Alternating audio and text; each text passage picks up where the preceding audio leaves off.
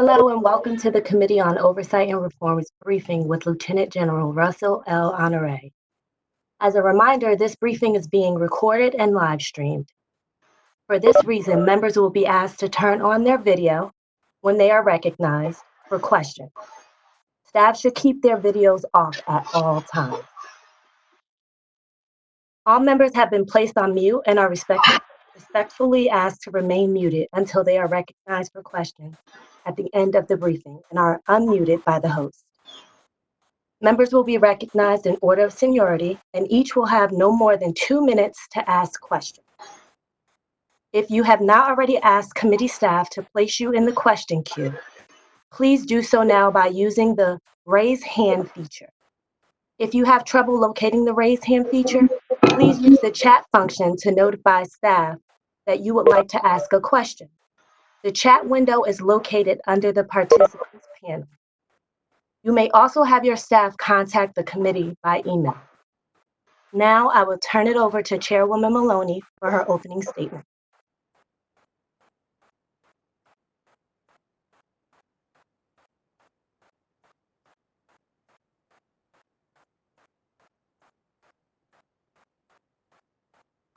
Thank you to our committee members who are with us today.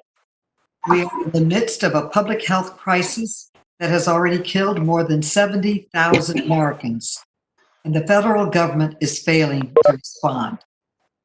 If we're going to meet the challenge of this moment, we must learn the lessons of history. The federal response to Hurricane Katrina under the leadership of Lieutenant General Honoré, once he was appointed by President George W. Bush to lead the Joint Task Force, showed the importance of early preparedness, coordination, and strong federal leadership when catastrophe strikes. Instead of heeding this example, the current administration has had a shifting set of agencies and task forces responding to the coronavirus crisis, with no single agency or person in charge. Unlike in Hurricane Katrina response, there is no central unified command to address the current crisis. Earlier this year, the White House announced a task force chaired by the Vice President. But the President and Vice President have recently given conflicting signals about whether it will continue. The FEMA administrator was initially left out of the task force, but weeks later, FEMA was named the lead agency for the federal response, only after this committee repeatedly pushed FEMA to testify before Congress, and FEMA Administrator Peter Gaynor agreed to brief the committee in March. Now, FEMA has indicated it may also play a reduced role. In the meantime, the federal government lost critical time to prepare for and respond to this crisis. Because there has not been a centralized federal procurement effort, states have largely been left to fend for themselves and bid against each other on the open market for critical testing supplies and personal protective equipment. This is absurd and unacceptable. Rather than address these problems, the president has claimed they don't exist. For example, on Tuesday, he said, quote, "We have the greatest testing in the world, and we have the most testing in the world," end quote. That is not true. Yet he has insisted on reopening the economy despite the risks. Simply put, we do not have enough testing, we do not have enough protective equipment, and we do not have an effective federal centralized response to these challenges. The administration is proclaiming mission accomplished while thousands of Americans are dying every day. The United States now has the highest number of coronavirus infections and deaths of any country in the world. And the pace of this horrific pandemic is not slowing down. Thank you again to Lieutenant General Honoré for being with us to share your experience and advice about how to improve the federal response to this crisis. And I will now turn this over to our distinguished ranking member, Heiss, for his brief opening remarks. Representative Heiss. Thank you, Madam Chairwoman. We appreciate it very much. And Lieutenant General Honoré, thank you for your lifelong service to our country, and we thank you for joining us this afternoon. Honestly, or under different circumstances, but we appreciate you being here.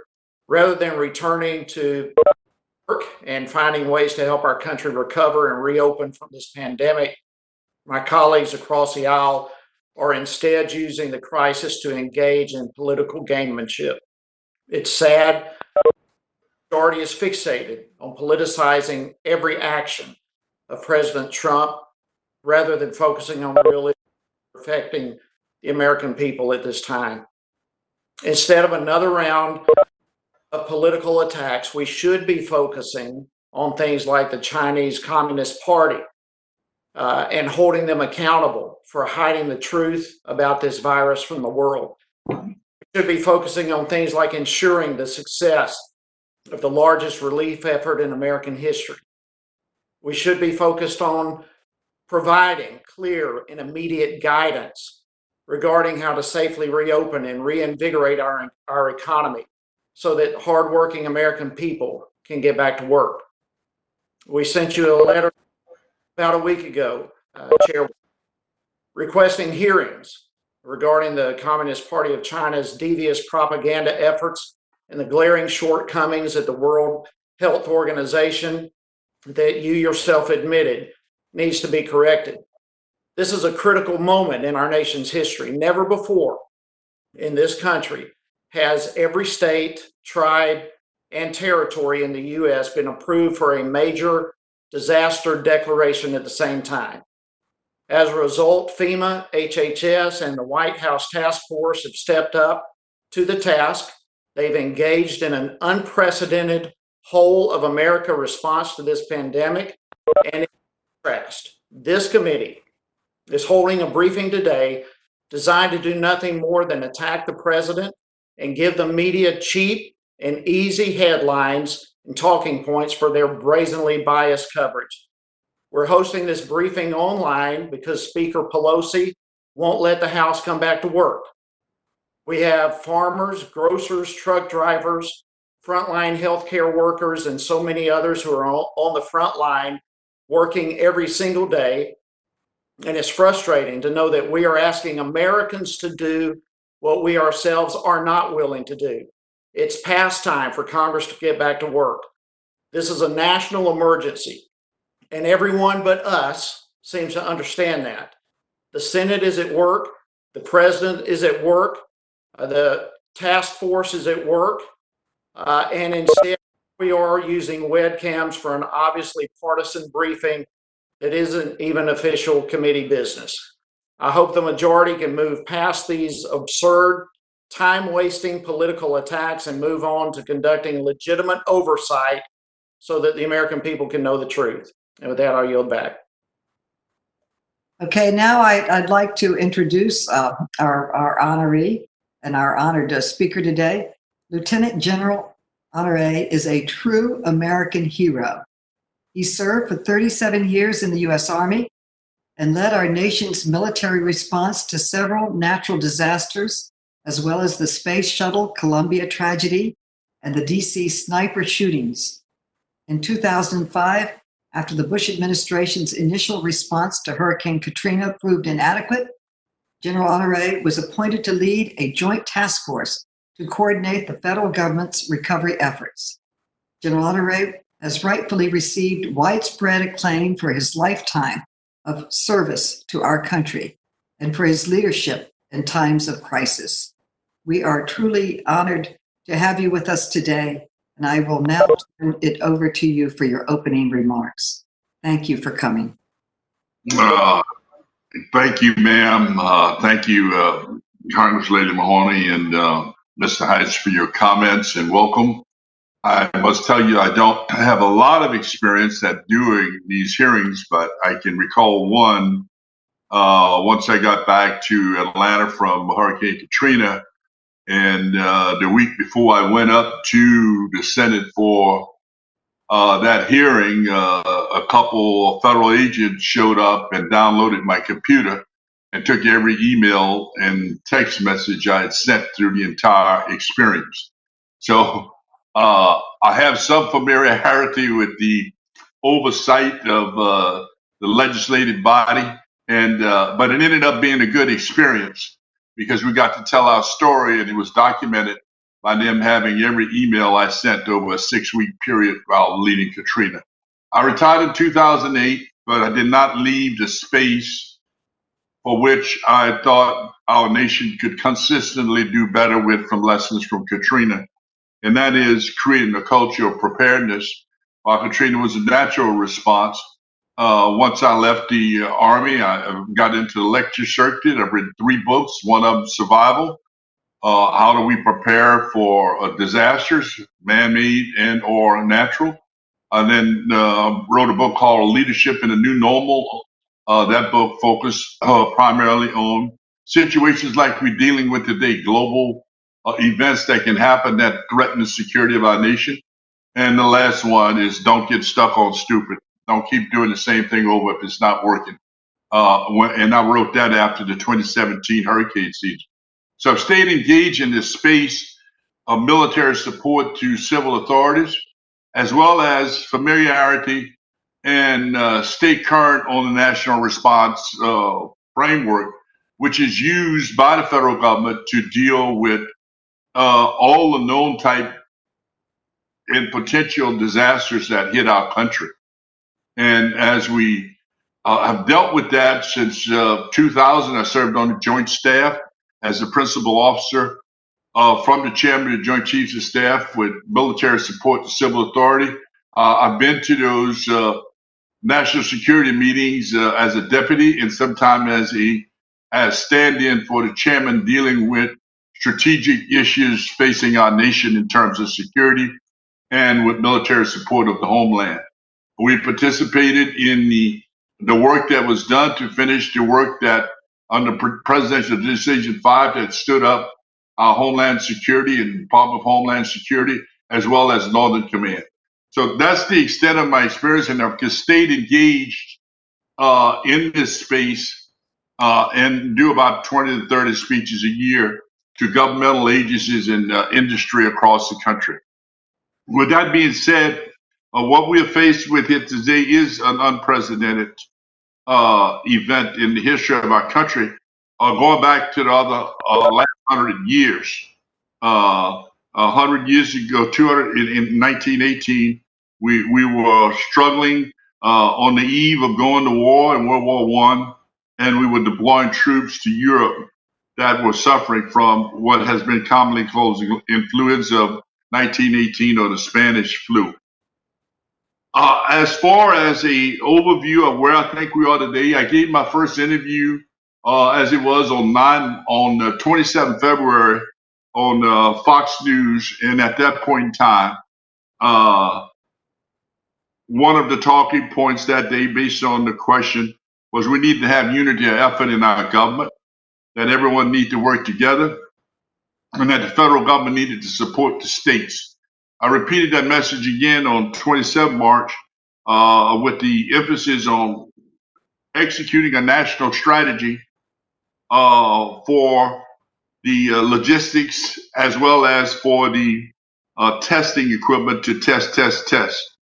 And recently, the president and the White House, in conjunction with the task force, published a document on 19 March called The Opening Up of America Again.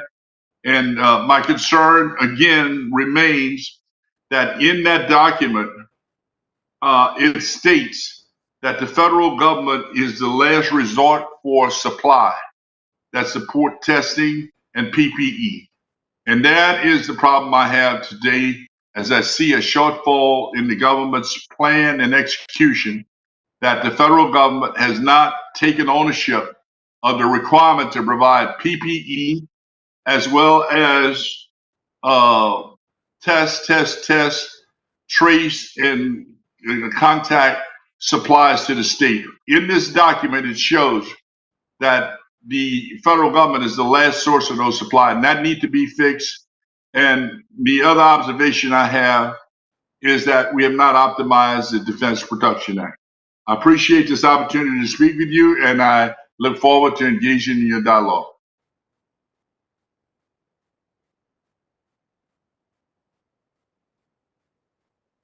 Just a reminder that each member will have 2 minutes to allow enough time for all members to ask questions. Once recognized, please wait for confirmation that you have been unmuted before asking your question. Our first question will be from our chairwoman. Chairwoman Maloney, you have the floor. Thank you, and thank you, General Honoré. You were the commander of a unified DoD FEMA task force charged with responding to Hurricane Katrina after the inadequate initial federal response led by FEMA. Why do you think it's so important in responding to Katrina to have had a unified task force, and do you believe a similar approach is necessary to respond to the coronavirus crisis? I do think that would help. We're dealing with 50 states, we're dealing with 50 governors. In on a given day, that could be a challenge into itself. So this virus operation is bigger, but the principles remain the same. I do think if it's one thing that the administration could do is that we've seen many different changes as who is the lead person, putting out policy, doing risk communications, as well as responding to the requests of the governors.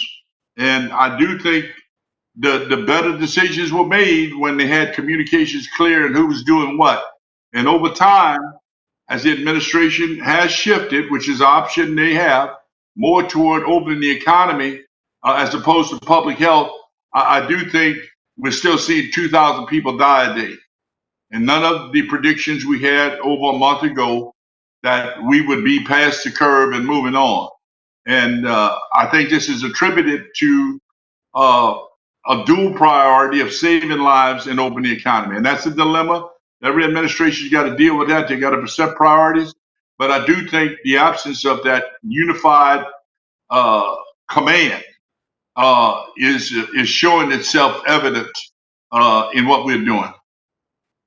I am really concerned about the fact that the administration has not gotten states the coronavirus testing supplies. Everybody says we won't get over it till everyone's tested, and personal protective equipment that these states need to safely reopen their economies. Instead, FEMA has told us they are merely supporting the state's plans and letting the private sector take the lead. So my question is, what can we do to get testing supplies into every state and to everyone who needs it? This is the country that put a man on the moon. Why can't we get testing kits out to all the people who need it in our country? Well, I think that's why in the powers of this democracy, we gave the president the power of the Defense Production Act. I mean, that was a hard fought and a bitter pill to swallow to execute that in America, and I'm not to use it, but that's why we have it. The number one function of government in America is to save this country, to secure it. And right now, we're being attacked by an enemy that's killing over 2,000 of our people every day. It's no time to leave something in reserve. We've got to go off the defense and move to the offense. And to move to the offense, we need to tell as many plants as we have to produce testing kits. This is not an option on whether they want to do it. We've taken an entrepreneurial approach and allowed each state to try and cut contracts locally. And now, as the states start to get in this, we know what's going to happen. Or we're going to end up with local testing companies. Some of them are very reputable. Others are getting in this to the first time. And we're going to have 50 different solutions to testing. I do think the White House has a good plan and the administration for opening up America. The problem is it's out of sequence. It's not resourced right. You got to get the testing right. And it has to be the logistics of that need to come from the federal government. Right now, we have every governor out there trying to buy test equipment and trying to buy PPE. And oh, by the way, they're competing with FEMA for a limited supply. We've seen what the country can do. The president went and looked at a warehouse in Arizona the other day. We should have 10 of those operating. We should have 5 or 6 different companies, big companies, making our test equipment. We've got the capacity. I think we need to go from an entrepreneurial approach and letting this joint venture with industry figure it out with the governors. We need to execute the national response plan and have the federal government in charge of logistics and appoint a military headquarters to assist FEMA in the execution and the distribution of that. That's my opinion, man.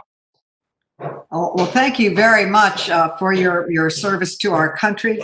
I'd also, we're having trouble getting the personal protective equipment. Would it be the same answer for the personal protective equipment that you get for testing? They did create the air bridge because, as you know, most of the PPE that we've used, much of it has come actually from China or by way of other countries from China, which was the primary producer. And again, there's a lesson learned there that we need to be PPE independent in the country. And I hope you members are taking note of that the next time budget come around, that we make sure our PPE is produced or in the United States and in its own hand in sufficient quantities. That being said, the air bridge was installed. Then one day at the one of the updates, we got an admiral came up, one of my fellow officers, and said, we're flying it in and we give some of it to the people who order it, the governors and the cities, and the other part we give to private industry to sell. I've never heard of that technique used before in all of government. And I don't think it's worked. And it's costing the federal government twice. Because on one hand, FEMA is giving the governors money to buy PPE. And on the other hand, they're having to go out with local PPE distributors and compete for them for the same product. So this is going to be something else to audit. I don't know how they're going to audit this thing when they see a governor pay $7 for a mask in some cases, and then you've got private companies selling them for $6.99. This is going to be a mess, and this is something you members of the Congress are going to have to put some rules in to make sure this doesn't happen again, because we don't want to repeat on that. I think everybody's working hard, but this is not working with a unity of effort. The federal government needs to be in charge of logistics. We do this well every day. The United States government does logistics globally. We have large aircraft. We have military logistics units. We have something called the Defense Logistics Agency. We have the Army Materiel Command. We have the Air Force. We know how to do this. But I think this experiment with the private industry is one that I don't want to see repeated again. Thank you so much for your insight and your comments and your life's work. And I yield back to the next question. Next, we will have Representative Heiss. Representative Heiss, you are unmuted to ask a question. Thank you very much. And again, General, we appreciate you being here today. Listen, how important is it to have accurate information when we're dealing with a national emergency? Well, so that is significant. And to have the right numbers and to know, the way, particularly when we're dealing with, if I may use this pandemic as an example, we want to be on the offense. And when we hear an epidemic strike, we want to deploy there. We want to get early information from the host nation. Hopefully we have access. Most of the time we do. If we don't, we work with the World Health Organization. But it is very important to have accurate information. If you don't have accurate information, you're shooting at the wrong target and you're shooting late. So when China propagated false information in an attempt to cover up this pandemic, it really hindered the president and our agencies from responding because they didn't have accurate information to know what they were dealing with, right? I think that's a fair observation. When the country of China was not forthcoming with all the information, and there are very many variables to how much the U.S. knew when, but it's something I don't have access to anymore, is intelligence. But I watch the news like you for timing of that and what's been said from the administration. But it's clearly that the host nation could have done a lot better job. And right now it's cost us over 70,000 lives of Americans in 2009 a day because we didn't get this right up front and stopped it where it was. Okay, thank you, sir. I know 2 minutes goes in a hurry, so I'll yield back, Madam Chair. Thank you. Thank you, Mr. Heiss. Next, we will go to Mr. Raskin.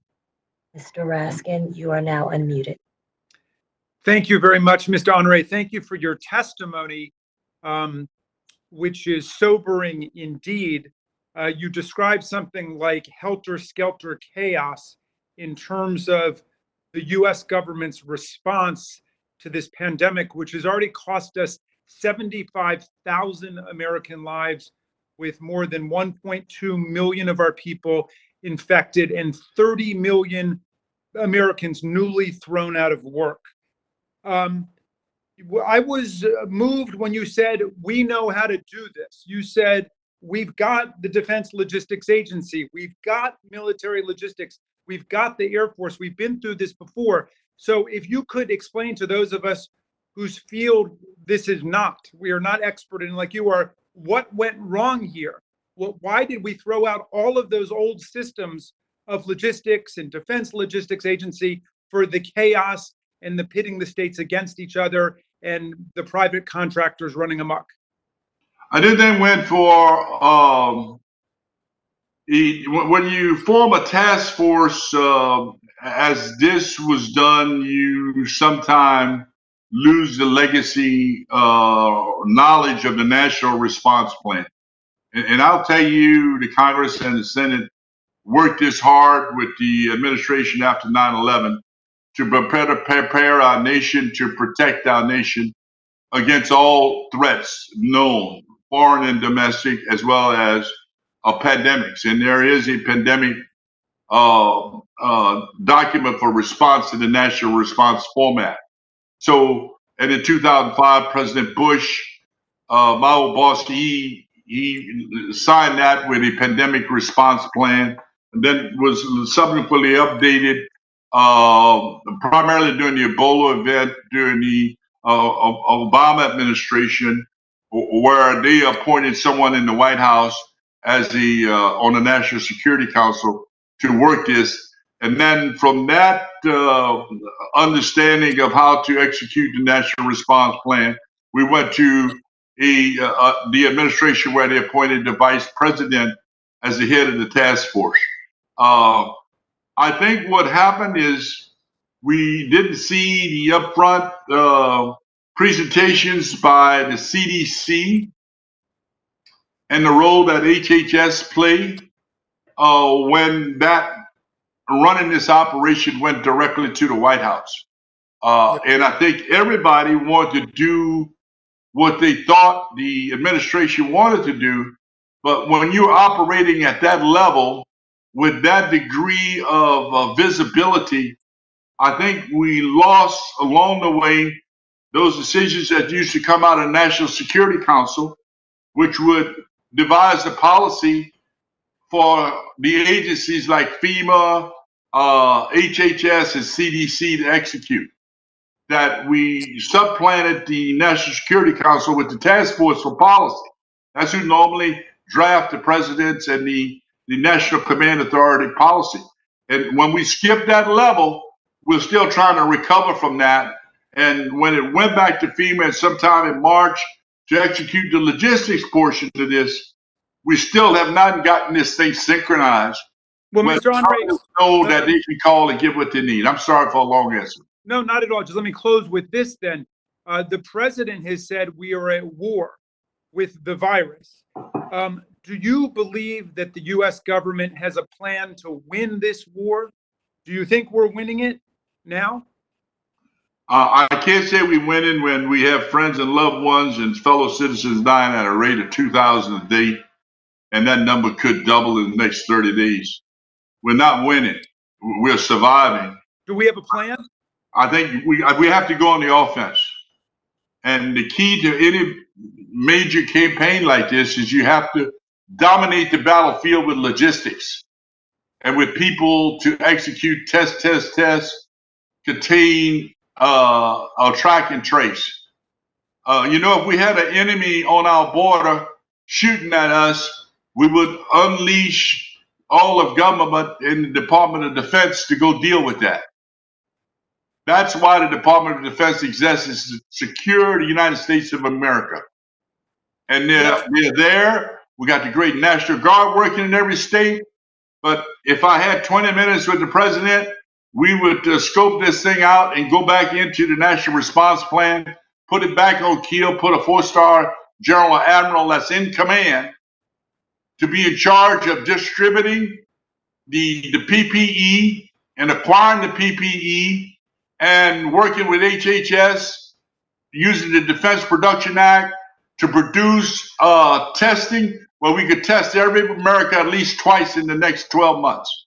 Well, I appreciate that very much. And Madam Chair, I'll just close by saying this is why I support the Reopen America Act, because it attempts to do precisely what Mr. Honoré is talking about, which is to mobilize the machinery of the federal government to coordinate the logistics, to stop pitting the states against each other, and to develop the national plan we need to win this war and to execute a real strategy. I yield back, and I thank you very much.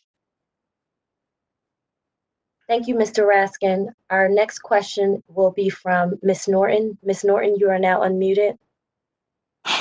Thank you very much, and I hope you can hear me. Yes, ma'am. First, General Honoré, I wanted to thank you because your invaluable experience is the closest we have to anything that can help guide us as we try to reopen our country. Now, I note that throughout the United States, we have states appearing to be on their own. Of course, they have to look at their own statistics. I applaud that. But I wonder if you have had an opportunity to look at the few other countries that are beginning to open and what they did that we are not doing, that we could ourselves use as a guide, given the fact that there are a few countries ahead of us and beginning to successfully open. I appreciate your views on that. Well, thank you for that question. Thank you for help leading our country and the things that you do, ma'am. I would say this. I've spent time in Korea and I watched the Korea model very, very close. They were decisive, they were deliberate, and they went on the attack. They went on the offense immediately. They went into mitigation measures and told people to stay home, literally off the street. And they closed everything down other than supply chain where people could get food. They went quickly to electronic tracing of people. They went quickly to within hours if somebody came in contact and been notified that they were positive. Within minutes, the people that person who came positive were contacted and told to go into isolation. I think the Korean model, a little country about the size of Kentucky that I've spent 4 years of my life in, all of the great things we work with them on practicing in warfare and survival and using technology, they got it. And that would be one of the models that I know can work because we've seen it work. And I've followed that particular response very close. I think that would be a good model. And they have mastered the part about testing. Is it too late for any of the states to follow that model now, given how deep our own crisis is? Or do you think that states could, in fact, align with that model, regardless of what the federal government is doing, and begin to open based on that model and, of course, on the CDC guidelines? Well, I think to execute the Korean model as it was done, we would have to really get more buy-in from the American people in terms of stay at home. Because the Koreans did that, there was unity there. And we're a bigger country, which makes it more dynamic. and we're a more polarized country in many ways. But the Korean model worked. Governors, if they're looking for how to do testing, there's certainly things that certainly can be replicated here. But we would need the Defense Production Act, and we need the federal government to take ownership of testing, supplies, and PPE, and then assign a headquarters that address the American people daily about what's the status of those supplies, when the testing is going to happen, and strictly deal with the updates and lessons learned on what people need to know, the public, on how to keep themselves alive and how they can help their government solve this problem. Because unless the American people buy into this, we will not defeat this enemy. I'm just telling you right now. And we seem to be having just the opposite. They're buying into opening up and very, very, very, very frustrated about being shut in. So thank you, Madam Chair, and I yield back. Thank you, Ms. Norton. Just before we go to the next question, I just want to remind everyone about the raise hand feature that's located under the participants panel, or you can email our staff directly on the thread that was sent around to staff to ask a question, or directly in the chat. Next, we will go to Ms. Wasserman Schultz. Ms. Wasserman Schultz, you are now unmuted. Thank you so much, and General Honoré, thank you for your service to our nation. And as a representative from a state that also got hit by Hurricane Katrina, I want to thank you for quarterbacking the aftermath of that effort. And my question is in that vein, being from a state that is smack at the front of Hurricane Alley. And with hurricane season beginning in less than a month, with the challenges that we've seen FEMA deal with PPEs and the supplies necessary, both in terms of moving them around and making sure they are distributed in an organized way that ensures that those who need those supplies and resources can get them. In hurricane season, in the aftermath of a hurricane, we're only dealing with usually a smaller part of the country, and everybody else in the country is proceeding as normal. This is the entire country that is faced with this, and we are going to be dealing with COVID-19 for likely a year, and we could have spikes as we reopen. We likely will. So my question is, do you see, and I realize you don't have inside information, but in your experience, is FEMA ready to both manage the aftermath of what is now predicted, that just came out this week, to be a unusually active hurricane season, and I certainly hope that's not accurate, as well as the response that they will need to continuously be engaged in to COVID-19? Thanks for that question. In 2017, we had a unprecedented event, and that was 4 hurricanes over back-to-back: Harvey, Irma, Right. and Maria. Those hurricanes came in and they overwhelmed the system. FEMA wasn't designed to deal with that many, and we saw what happened. As a result of that, we're still cleaning up efforts in Harvey. Those houses in Houston under the HUD program still hadn't been rebuilt. In the Virgin Islands, phase 1 of FEMA recovery still contractors hadn't been paid. And that's being handled by FEMA Region 2 out of New York. And the same thing in Puerto Rico. The housing replacement program, they have not started. And those hurricanes happened in 2017. I do think we have added something else to the plate that's going to challenge FEMA's ability to deal with an active hurricane season. Now is the time for the National Security Council to reorganize how we're going to deal with hurricane season, because it's coming. And when we have a hurricane bearing down on a place like Miami or Jacksonville or New Orleans or Houston, we can't ask that same organization to be there to back up the governors. We need to reorganize and use our backup plan is to use the military. That's why we've got it, to have full pay, and I hope members of Congress will support that, full pay and allowances so every governor can use all the National Guard they need to use. Right now, their limitation is Title 32 money.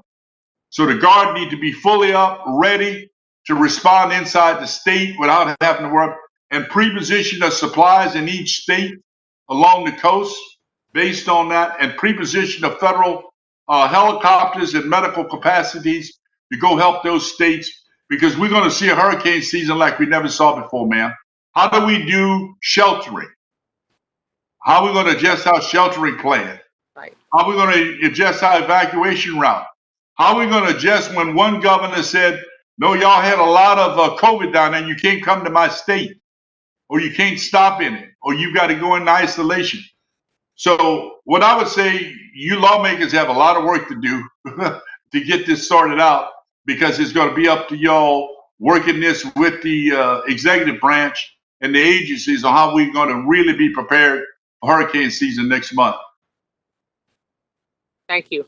I certainly hope they're ready. I'm going to start asking questions of them directly as well. Thank you so much, General. I yield back, Madam Chair.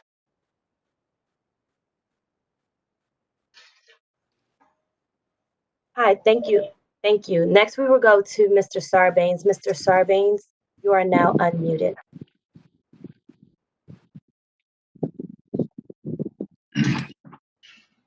Can you hear me? Yes, sir.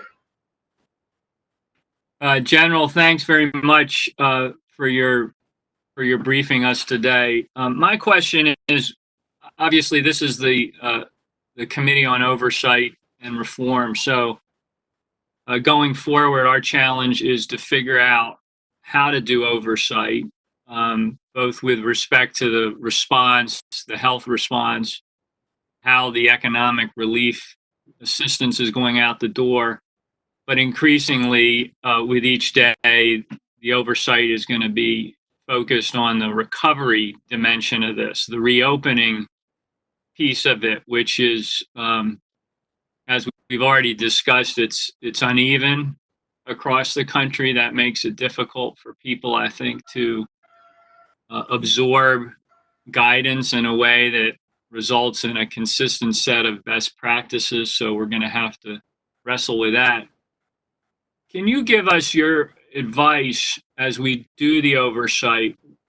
Where should we turn to get the data, to ask the right questions? Where should we be looking?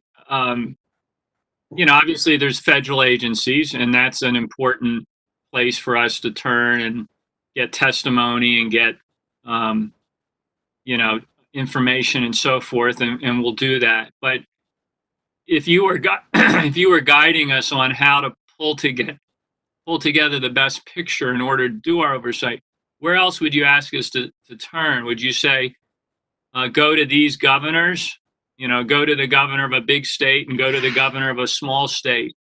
Would you say, here are the 5 or 6 large nonprofit NGO organizations that are operating on the front lines, and you should tap into them in order to get a picture? Would you recommend that we go to unions, for example, that represent workers that are in these frontline positions and get their input? How do we get around a lot of the noise and get to the places where we can get the most accurate information or warnings about what's happening in terms of the response, in terms of the recovery, in terms of the reopening? So if you could maybe just describe some of the categories of data sources that your experience suggests are a good place, a good resource for us, that I think could be very helpful to us as we move forward. Thank you, sir. I must qualify and said my experience in dealing with that level of response was the beginning of the response to Hurricane Katrina. I must tell you this, I know cities and states are hurting. 10 days into Katrina, Matt Nagin, who came to me and he said, General, I need to make payroll next week and we don't have any money. And I looked at him and I said, what do you mean you don't have any money? He said, well, all our businesses are closed. We stopped collecting tax. We only had about 30 days of cash on hand, and we've spent much of that will go out into overtime and other money we had to spend. We out of money. I said, well, why are you telling me? I'm a federal officer. He said, well, President Bush told me if I needed something to talk to you. And turned around and we called the White House and said, hey, this mayor is out of money. He can't make payroll. And someone called back from the White House Chief of Staff office and said, tell him to call this bank. They're going to cover his payroll. That's my experience with that, because I knew from Katrina, looking at this a month ago, sir, that people were going to be out of money. Because when the cities are closed and they're not collecting money, they don't have a lot of cash on hand, particularly smaller cities like New Orleans that rely on tourism and sales tax. We've got a 10% sales tax in Louisiana.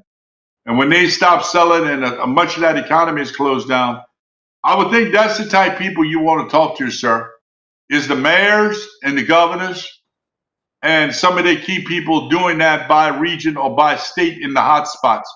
Because I think the hot spots, sir, are going to be the one that's most affected because they've been in a total shutdown.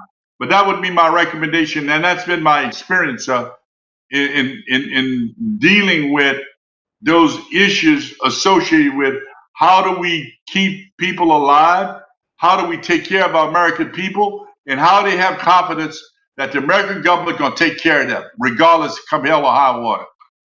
Thank you.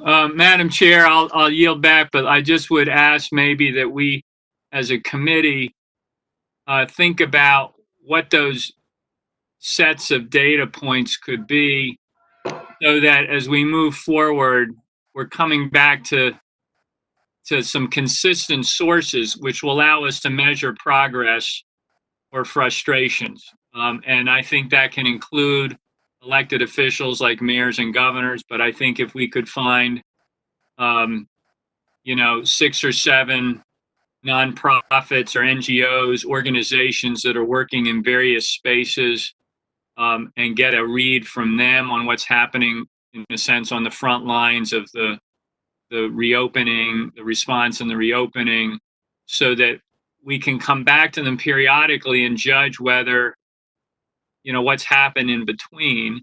And we could think of other data sets like that, because there's so much to process right now from so many different sources that if we kind of careen from one source to the next, we could lose some sustained perspective on the situation. So I'd be interested in working with the committee to help identify those. General, thank you for your service and thanks for your testimony and briefing today. Thank you, sir. Thank you, Mr. Sarbanes. Next, we will go to Mr. Grothman. Mr. Grothman, you are unmuted. Okay, I have a couple of questions. First of all, as far as dealing with the coronavirus crisis, I know you're in charge of, to a certain extent, getting PPE, sometimes building additional facilities. And I wonder with regard to the PPE, when you design the amount that you've got to get a hold of nationwide, did you have a projected number of hospital patients, say, as of March 1st, April 1st, May 1st, and June 1st, or something like that? And is that gone up and down over time? Sure. I want to make clear, I'm an observer in that and have done a lot of response to in media analysis, but I'm not, I can tell you what I saw, like you. What I've seen is that they use the model depending on that was based on the amount of patients and the amount of beds they would need, which drove the number of ventilators, which drove the number of PPE.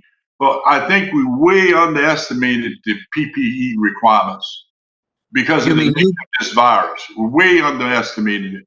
because the states, the number of days supply most of them had on hand was inadequate, because you're not just picking the patient up when they walk in the hospital. You got the people that transport them. You got the people that they were living with. You got the people who drive the train that brought them to the doctor. So I do think we've learned a lot from that. And with all due respect to not having the right numbers right now, I think that attributed to some of the problems. And it wasn't until we were weeks in this before FEMA was tagged to lead the logistics effort to try to acquire the PPE, sir. Your answer kind of stuns me. I mean, I was under the impression from what's going on here that the projected number of people hospitalized, say 6 weeks ago, compared to the number that were hospitalized, was very much lower now compared to 6 weeks ago. And I've heard the same thing from other parts of the country. But you are telling me the projected hospitalizations is actually higher than was anticipated 6 weeks ago? No, that might be my Louisiana accent might have tripped that. The initial estimate, sir, had all of the estimates. That's why all the expanded beds were built out in New York and New Orleans. They expected more people to be hospitalized and needed ventilators. But that did not translate itself into how much PPE they would need, not only for the medical staff, but the entire chain of people, and the people in nursing homes, and the people in prisons, and the people that work in the food chain, and the people on ships, sir. Okay. Well, could you just then give me an estimate, say where you thought we'd be 2 months ago on total number of patients, where you think where the prediction was, where we'd wind up, say, on May 1st and June 1st, and where we did wind up on May 1st? Well, I think 2 months ago we were the estimates coming out of the White House was nowhere in the thousands. And then we settled for a while, watching and analyzing what was being said and looking at my notes, would be capped out at 30,000. As you know now, sir, we've exceeded 70,000. And all those people, and 2,000 dying a day, the need for PPE is increasing. It's not going down, sir. Right. So how many people are hospitalized right now with COVID nationwide? I don't have that number, sir. Okay. I don't have that number. I know 70. Is it more or less than was anticipated 2 months ago? I think we're getting close to what was originally projected, over 1 million to 2 million affected. I mean, how many hospitalized? That's really kind of the relevant thing. I don't have that number in front of me, so I didn't write that down from this morning notes. Okay, I'll give you one final question. I'm probably near my limit here. I know of one example in which over $20 million was spent in a facility that almost certainly will not be used. Yes. And I could argue it was anticipated wouldn't be used at the time it was being built. Yes. Are you doing anything to monitor to make sure that we don't spend money unnecessarily? Are you updating the figures, and even if people ask for something, saying, well, maybe this is not necessary, maybe we can back off? As I understand, there was that big ship, for example, in New York. Yes. It was barely needed. Obviously, you know, a big mistake was made. Well, I know it was a mistake, but at least I think more money was spent than was wise. Are you ever backing away from stuff or that sort of thing? You know, to the people in the arena making the decisions and looking at what they were projecting in the models that were coming out of the task force, with all good intention, I think people thought they were going to need all those bed spaces. And when you take the combined impact of the hot spot with New York and New Jersey, that would have been a decision I probably would have said yes to, or would have supported. And then we were lucky enough to have the Corps engineer with their ability to add some speed to this and show what the American military could do when we turn it loose, working with the National Guard. They quickly built those hospitals. That being said, I would rather be complaining about this now and having not done it and having needed it, sir. Okay, well, we see where you're coming from. Thank you very much. Yes, sir.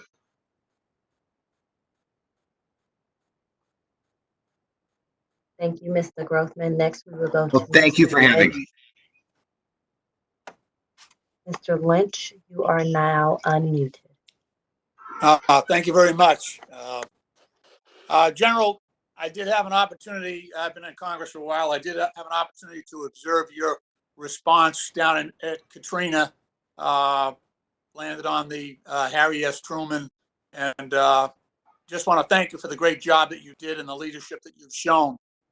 One of the problems that I see here is that when you look at FEMA's mission statements, and what we've all understood their role to be. Their mission statement says that they will take a lead role in protecting the American people and in developing a comprehensive response to those hazards to which they are faced.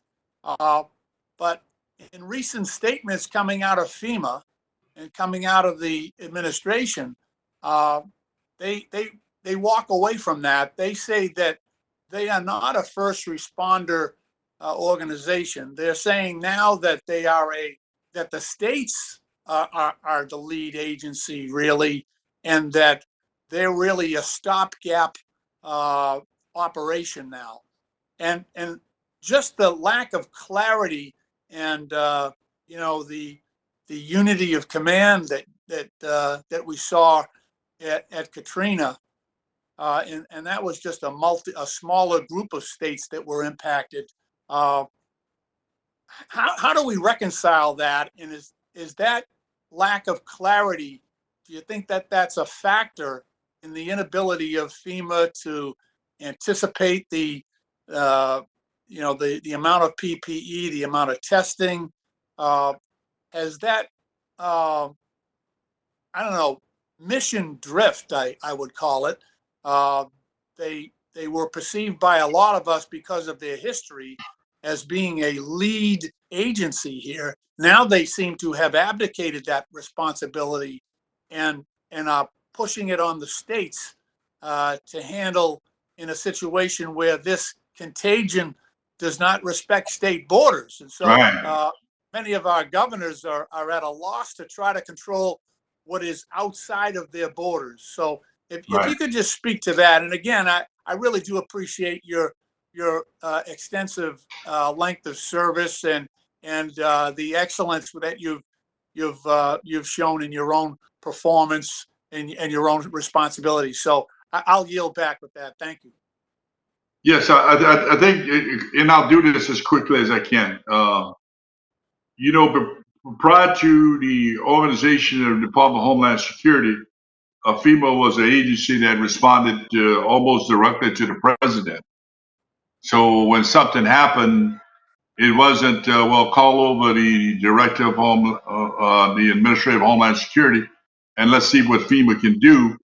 It was a direct response between the president and those governors on what was needed.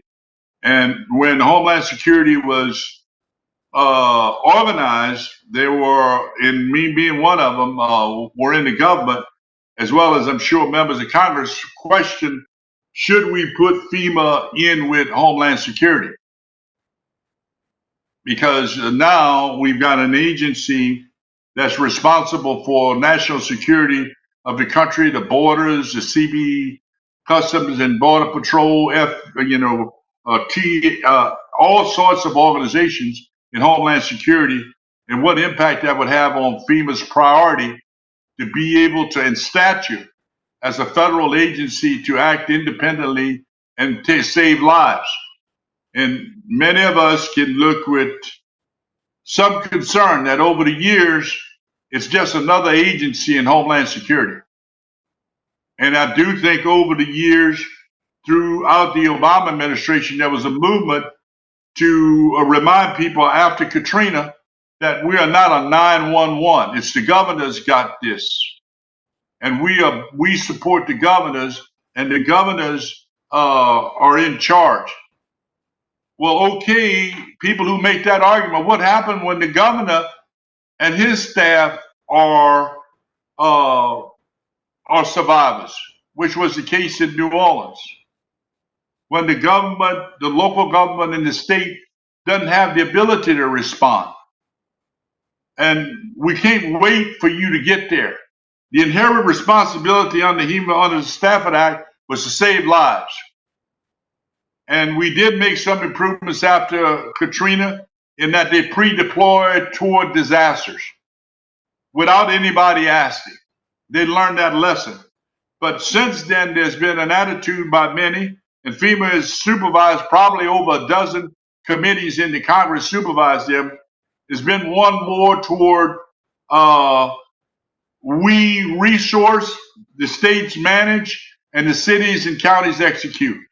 I think we're missing something there, and I hope as y'all take a look at a review, we're asking them to do too much inside another agency as opposed to being independent and directly responding to the president without waiting for the governors to ask for help, that they are offering help. That is their job. That's why they were created. We have mixed up the sheepdog with the Rottweiler. The Rottweiler protect the nation borders, and the sheepdog go in and save lives. We got to get that fixed, would be my recommendation. Thank you very much, General. Appreciate it.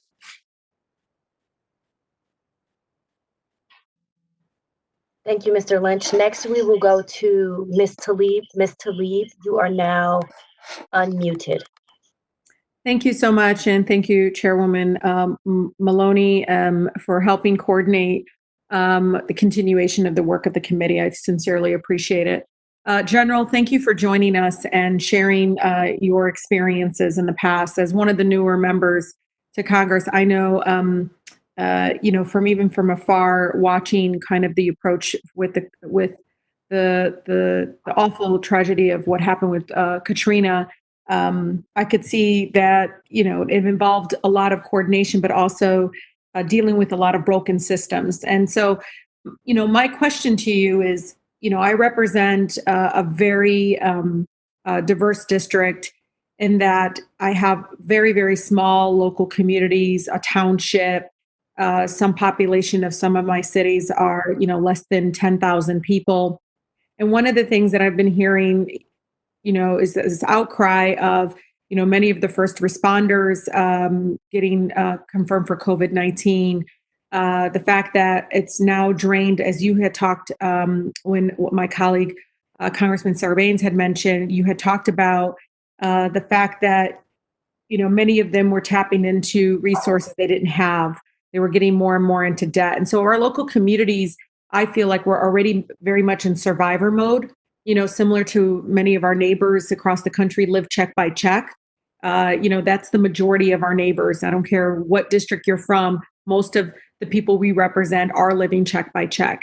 And so for a lot of my local communities, they want to see FEMA increase their reimbursement rate. They want to see it, I know it has gone up to 90%, maybe during Katrina, and you can confirm or not, General, but there's a big push. Chairman DeFazio really wants to see this get at 100%. I'm very supportive of that. I have county here that wants to help small businesses get grants to adjust their businesses so they can, comply with CDC guidelines and open up. They want to be able to do a much more massive testing, especially in some of the more vulnerable communities. And I feel very strongly that we as the federal government should be a partner and get them a reimbursement rate of 100%. And I want to hear from you in regards to that. And I have another question if I have time. Yes, ma'am. I think when we look at the burn rate that's happening in cities and in the states, and they're having to go out and compete to buy PPE as well as the overtime they have to pay to keep their citizens safe. I would only say this, and I've heard this inside a couple administrations. When you upfront go 100%, it disincentivizes states to be careful in how much money they spend. because there's been some history when you immediately give the 100% that people will spend this like it's federal money. It's open checkbook. The 25% remind the states that watch how you are spending this money and responsibility. I would say that those who comply and have followed the rules, the states and the cities that have lived with the federal rules in buying under the emergency actions, and they've kept good records, that they should be awarded 100%. But you need to have some kind of control. But if you give everybody 100% right now, ma'am, I'm just telling you from past experience, we saw it in Katrina. Yeah. We put one log in a truck and the truck was full. And the problem, and if you look at Chairman DeFazio's bill, it specifically says what should get reimbursed. This kind of notion that we're not having a global pandemic right now, where 70,000 of our fellow, our neighbors across the country have died from it, and I think it's 1.2 million have gotten this. This is a huge crisis, and I understand we're always talking about fraud, we're always talking about all these things, but at the same time, I have cities right now that are going to probably go bankrupt. No fault of their own. Again, they're in survivor mode. Why? Because, Michigan repealed the personal property tax. They've changed revenue sharing where they cut them back 40%. So again, they already are at the bare minimum, right? And so, and then they get hit with the global pandemic that they were not prepared for. And so, General, even if it's 95.5%, whatever it is, but that's our responsibility as the federal government to oversee whether or not we should reimburse anybody, right? Like corporations, for instance. You're right. General, we don't do the same standard with corporations. We do the bailouts. Do we say to them, did you keep the employees? Because we just bailed out an airline that just laid off their employees. The whole point of bailing them out was so they can keep people working, right? And so I just think that we treat our local governments, who are really the front line of combating this, they are the ones who are touching people's lives, not the federal government. Yes, ma'am. They are the ones responding. They're firefighters, our local police officers, our public health departments in these counties. They're the ones at the front line to have to do this, not technically the federal government. So, General, I would just push back because, again, we cannot do that with, we haven't actually pulled back any money from those that shouldn't have gotten it from the corporate end. But we seem to treat our local communities, our cities and townships who are literally begging for PPEs or begging to say, please give us some flexibility because we need to pay hazard pay. We need to make sure that we're protecting our first responders. Let me say quickly what I learned, ma'am, from Katrina, and we didn't fix it 15 years later. Our ability to get money to Americans has not improved. It was so bad after Katrina, we told the Red Cross to go give people money cards. Because the state or the federal programs, people who we knew their social security number, we know where they live, we couldn't get money to them. We had the Red Cross go stand under tents and give people money cards to go buy food. But you know what? That's what we did at desperate times. We may have to do that again to keep our people from starving. And if that's what we have to do, we have to do it. The second thing we did, we created a system in FEMA. After a disaster, you go online and you tell FEMA your address, where you live, or what's your bank account, and the next day there's money in your account. I don't know why we're not using that system for people who need help. These state computers cannot handle unemployment. It's proven. All of them are slow. Oh no, I know. And again, no fault of their own. So one of the things just my last point, in state of Michigan, we hit 1 million claims for unemployment benefits. And they had to increase, I think they even brought a private company contractor to increase the number of caseworkers to process all of that. Again, they didn't have the capacity to deal with that, but they had to eat up that cost.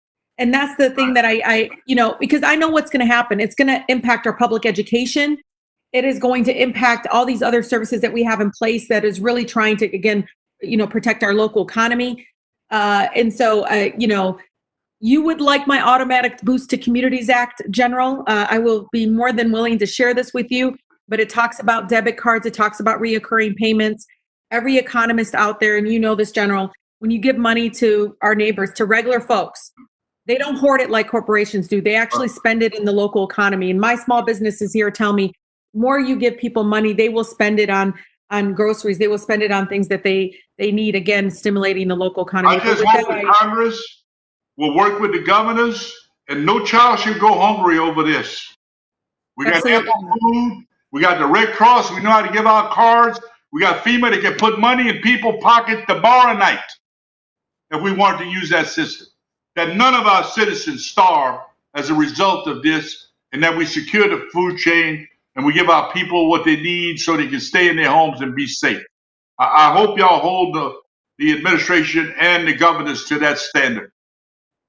Thank you. I appreciate it. And as somebody that represents the 3rd poorest congressional district, 1 of 4 of my neighbors are now considered essential workers, and they're putting their life on the line so that people can have groceries on the table. And I just hope we remember to protect them, that they deserve human dignity and not to be considered disposable. Thank you so much, General, and I yield, Chairwoman. Thank you, Ms. Tlaib.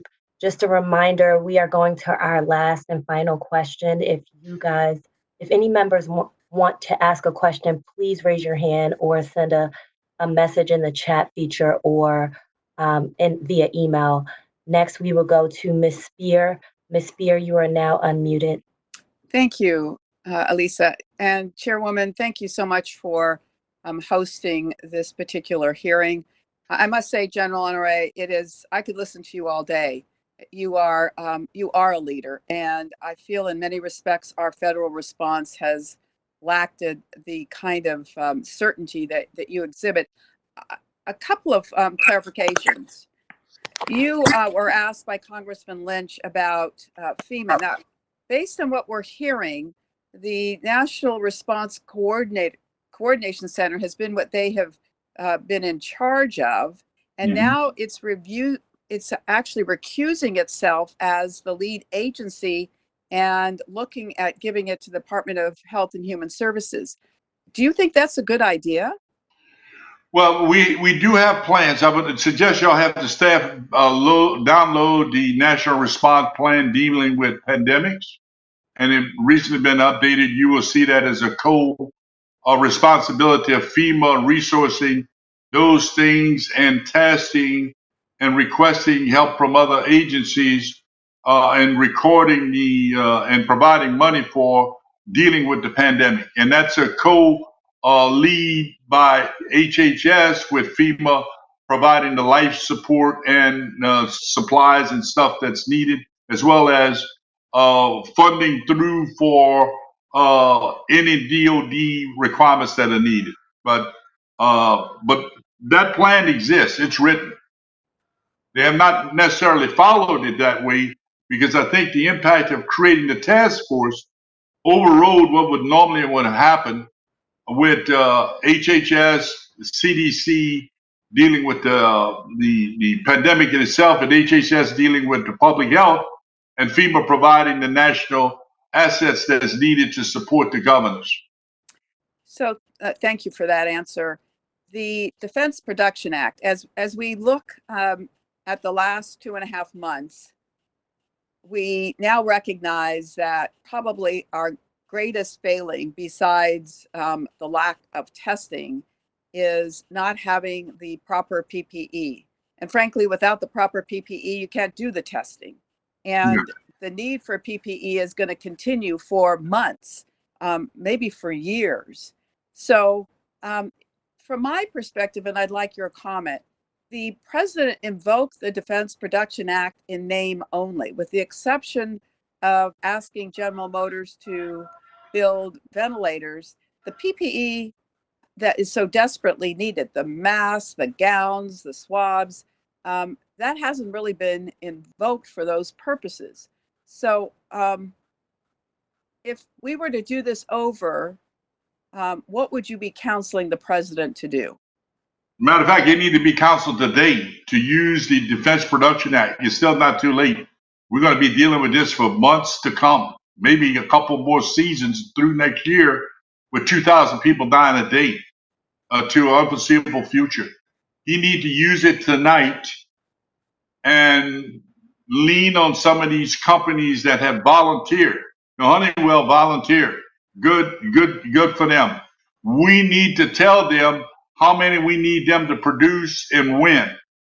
And we need to tell other companies to full garments how many we need to produce and when. That needs to happen today. Every day we delay waiting on PPE to fly in from China and India and Turkey and Italy, more of our people are going to die unnecessarily. I hate to say it that way, but we're wasting daylight. So would you He needs to use that act today, and I hope somebody from his team is listening.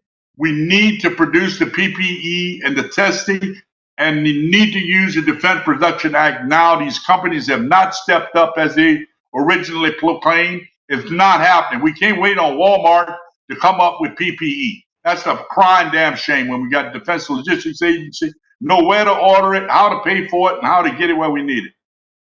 So would you agree that the Defense Production Act was basically invoked in name only? I think it was selectively used because there was an attempt to try and use the private sector. Over the last couple administration, when something happened, all the CEOs fly up.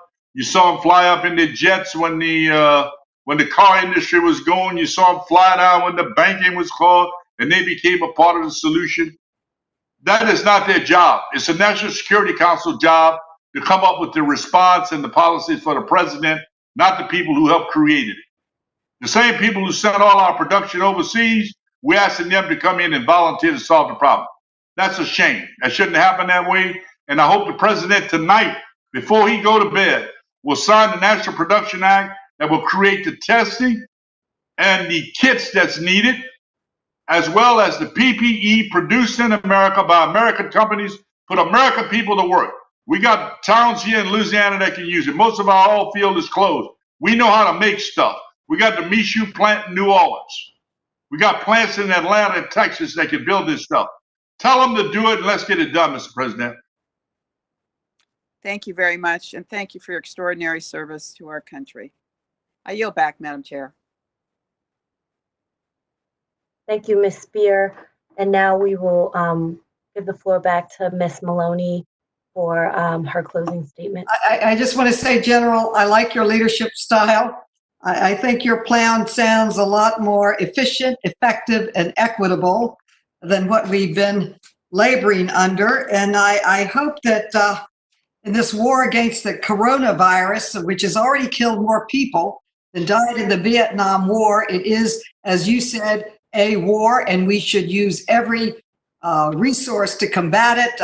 Microbes are killing more people than any missile, and we don't see the end of it. We don't see the end of it until we get the testing that we need. And I hope that this Congress can become unified and determined to use the National Production Act to produce all of the tests that we need and all of the PPE we need right here in America. I hope we can work together to make that happen. I hope I am from New York, that it is at the center of the crisis. A third of the people that have died and that are suffering under the disease come from my city and my state. And it is, what can I say? It's too much death that could be prevented if we got the testing out there. Every country tells us if you're going to get over it, particularly Germany, South Korea, those that have managed to get back to whatever the new normal is, had to conquer the testing first, the PPE first, before you could move forward. And we need to do that. I hope that out of this hearing, we can have a joint push to make it in America and use the Defense Production Act the way it was framed to be used in times of war, which we're in. This virus is killing more people. By the end of it, it'll probably kill more people than all of our wars combined. So it is a danger, and we need to react on it today. And I can't thank you enough, General, for your service at Katrina and every other place, and for being with us today. And I hope people hear your words of wisdom. I certainly did. And I want to thank you for your time and your your generosity of spirit to spend your time with us and your advice and your wisdom. We should follow it. Thank you, and I yield back. Thank you for your unity of effort, you and your colleagues there on both sides. And I wish y'all have good success in solving these issues of providing the PPE and the testing we need for our nation, as well as making sure none of our citizens go hungry. If we have to tell the Red Cross to go issue cards on the corner, that's what we do. We cannot go back to the Depression where people are standing in line for a plate of food. We need to make sure our people are taken care of. And I hope members of Congress will put the spotlight on that and make sure that our people have food and housing, because this could come down if we continue this slippery slope. Well, we'll start looking like a third world country. We got to stop acting like one. Thank you, Chairwoman. We have one more question from Mr. Raskin. Mr. Raskin, you are now unmuted. Well, I just want to thank General Honoré for his extraordinary service and for his plain spokenness. And I hope the whole nation will listen at this point. We need to have coordinated logistics through the national government of the United States. And as I was listening to General Honoré, I was reflecting, it's like we've been taken back to the Articles of Confederation. Before we had a constitution, it was every state for itself. All the states were fighting against each other for material and logistics. And that's why we had a constitution. And as the general just said, let's act like a first-class democratic country. Let's not become a failed state. I yield back.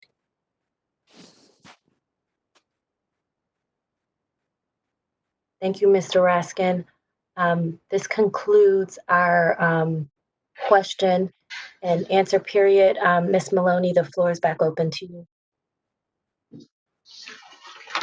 Thank the general enough, and I think we should act on his advice and his direction. I think we should, Republicans and Democrats should come together in a unified and determined approach to get the PPE and the testing done right here in America, built in here in America. We've got 30 million people unemployed. Let's put them back to work, making the supplies that we need to take care of the people in our country. And we need to activate the National Response Plan and the Defense Production Act, hopefully today.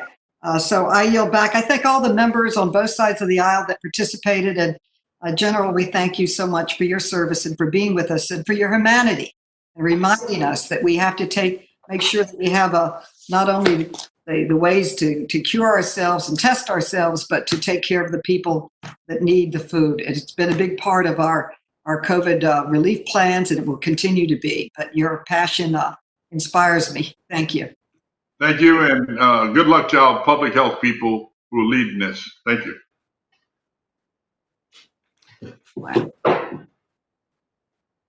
Thank you all. This concludes our briefing.